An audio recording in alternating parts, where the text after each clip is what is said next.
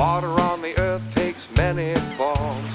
You are warned, salt's the norm, but the drops you drink must pass a test.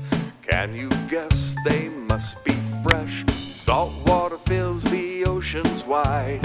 There are 5 filled with life, and the animals and plants found there don't seem to mind. For them salt is fine. When you look at the earth, you might think that there'll always be plenty to drink, but the freshwater bodies are rare.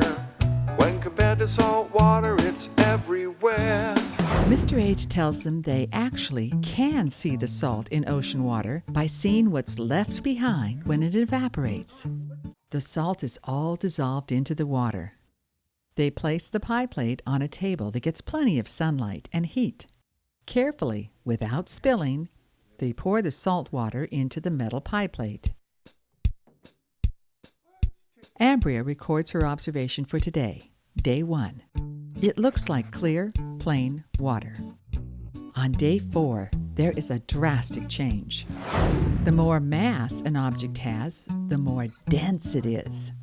The biggest difference between fresh water and ocean water is salt. This gives it more mass than fresh water. Since it has more mass, it's more dense. They can actually see the difference in density by placing an object in the water and watching whether it sinks or floats. Plastic ice cubes, bars of soap,